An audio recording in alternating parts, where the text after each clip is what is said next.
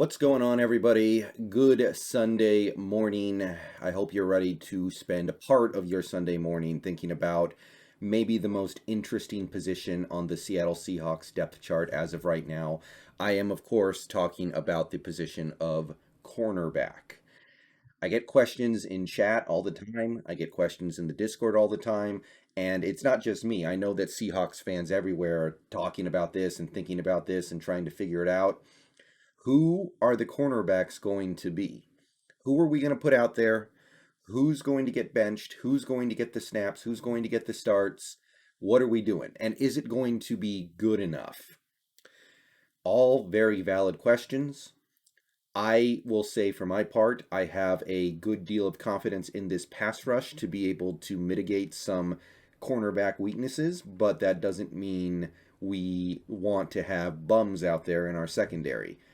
We've been there before. We've had weak players in our secondary before at cornerback, and it hasn't been fun, so we certainly want to avoid that. So I want to take this video to really kind of dig into what we have, at least what can be talked about.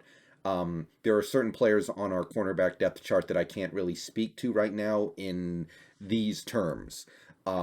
Trey Brown, Brian Mills, some of the practice squatters, to a certain extent, Demarius Randall. I can't really talk about those guys that much because they simply don't have anything that I can latch onto in terms of concrete numbers because they were either in college football last year or they haven't played at the cornerback position in a few years, or I just plain haven't seen them.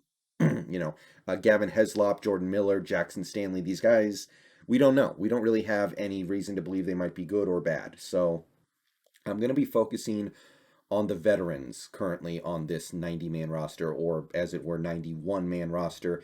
And I'm really going to try to figure out exactly what we have in Seattle at the cornerback position and try to get an idea of who I think might start and whether or not I think this position's a problem. Because some of you guys, and I understand, would like to bring in Richard Sherman or Brashad Breeland. And let's dig into that a little bit as well as we go along here, but let's take a look at the veterans that we have on the team right now at corner. Okay, so first guy I'm going to start with here is DJ Reed. And let's try to quickly understand exactly what DJ Reed is and what we can reasonably expect from him. Now, this is the guy who we all kind of know is the guy who broke Carroll's mold for cornerbacks. He was forced into a starting role last year on the outside, and he played great. Put up a PFF grade of 73.1. And as for his coverage metrics, let's take a look here. So 2020, he played in 10 games, but he really only played about 8 games worth of snaps over the, oh, I'm sorry. He only, freaking PFR. Anyway, yeah, he played in about 8 games worth of snaps over the course of the year on defense. He played 560 snaps. So maybe a little bit more than a half season's worth of snaps. And if you take a look at his coverage metrics, 59 targets, 38 completions, 404 yards, a touchdown, and 2 interceptions. Very nice QB rating of under 76. But what I want to get a feel for is how much did DJ Reed give up per snap in coverage? So we know that DJ Reed was on the field for 560 defensive snaps and was in coverage for basically all of them. He was in coverage in all but like maybe 10. Now, obviously, you have running plays. There's going to be a distribution of plays where the quarterback never looks your way. We all understand that. But if you just go based off of a per snap basis, production per snap, here's what DJ Reed has. He allowed 1 target every 9.5 snaps. He allowed 1 catch every 14.7 snaps, and he allowed 1 receiving yard every 1.39 snaps. I'm going to go ahead and put that information on the screen for y'all. But those are his benchmarks in terms of per snap numbers.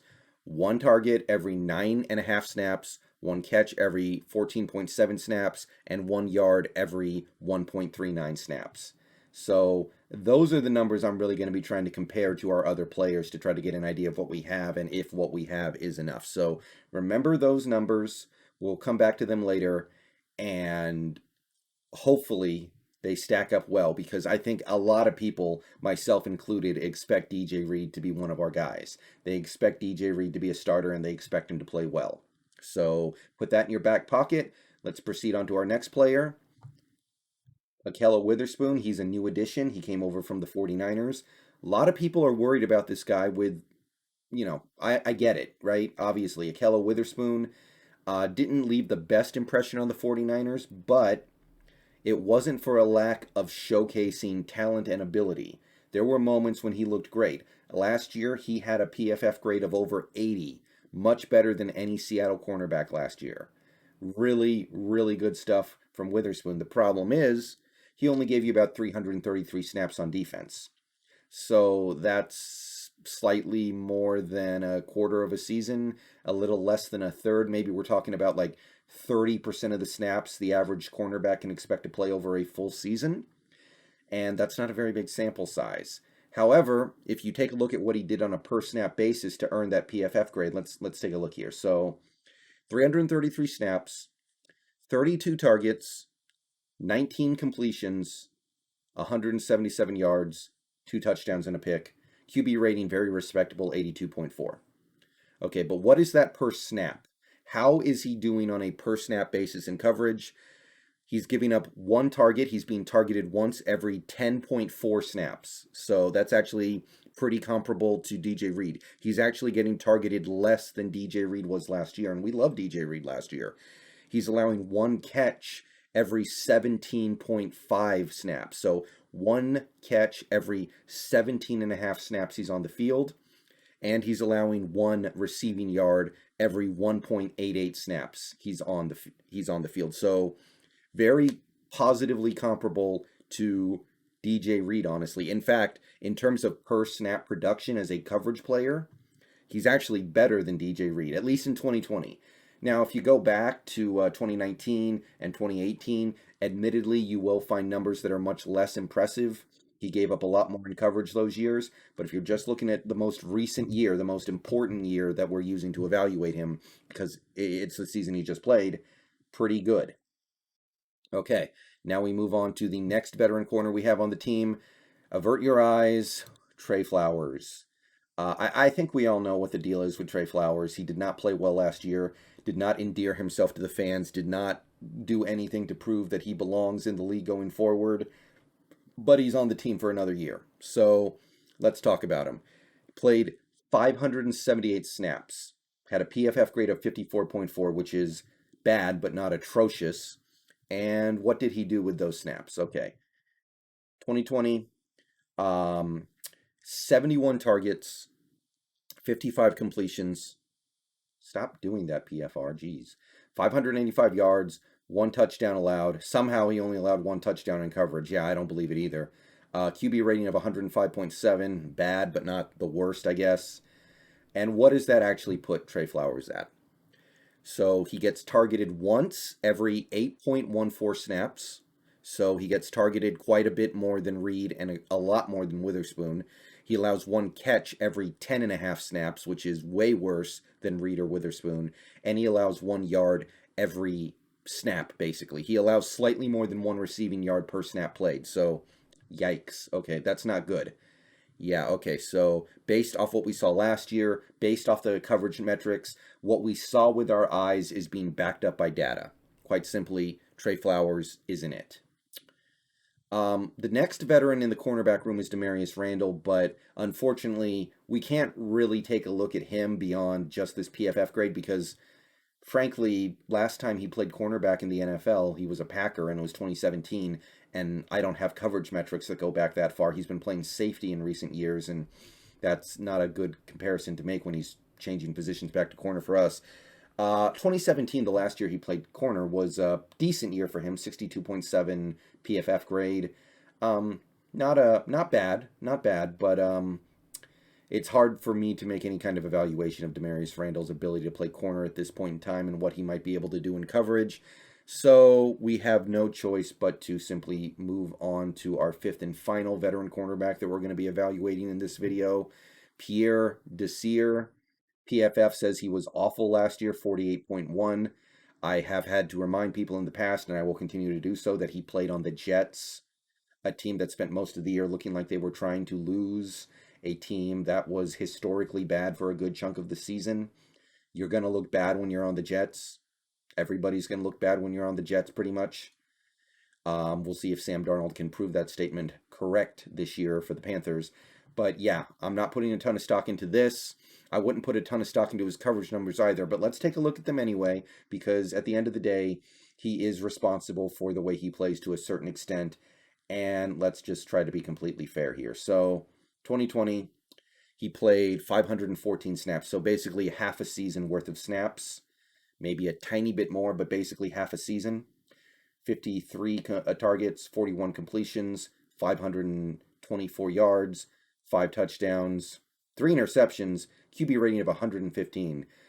Do you guys know how hard it is to have 3 interceptions and still allow a QB rating of 116 almost? Yikes. All right. So Pierre Desir, on a per snap basis in coverage, allowed one target, or excuse me, was targeted once every 9.7 snaps. So he actually avoided getting targeted a little better than DJ Reed. So he really didn't get targeted that much. He was a little behind Ahkello Witherspoon in this regard, but he wasn't targeted that much. He allowed one catch every 12.54 snaps, which is kind of indicative of some of his struggles last year. Maybe he allowed too many completions on the times he was targeted, but I think you can easily attribute that to lack of pass rush that he hopefully won't have to deal with this year. And he also allowed a lot of yards per completion. We are talking about almost 13 yards per completion last year. 1 yard every 0.98 snaps. So he, like Flowers before him, he allowed more than a yard per snap played on defense. And again, you are going to have run plays, but that goes for every cornerback. So if you average it out over the course of a year, you should come up with some pretty reasonable numbers. And I actually think that this evaluation shows that Ahkello Witherspoon is somebody that maybe you should give a little bit more credit to. I think that Ahkello Witherspoon played well in limited snaps last year, and if you take a look at his overall performance in coverage, only allowing one catch every 17 and a half snaps and only allowing 1 yard per one every 1.88 snaps, that would do very well. So I'm going to say that the starting corners this year should be, at the start at least, DJ Reed and Ahkello Witherspoon. And I want to say that as of right now, I actually have a good deal of faith that Witherspoon's going to be able to put it together. These numbers that I saw in coverage in 2020, I know it's just one season and I know it's only 333 snaps, but that's enough for me to have some faith in these guys. That's enough for me to believe that they can get the job done. And I think that this evaluation shows that guys like Flowers and Desir are clearly lagging behind. I think that DJ Reed is also a great tackler as well. He's great in the run game. And I expect Witherspoon to be capable of that as well. So that's going to help their case. And yeah, I don't think I found anything groundbreaking in this video, but I do believe that I made a pretty reasonable argument for Ahkello Witherspoon being the guy for at least 2021.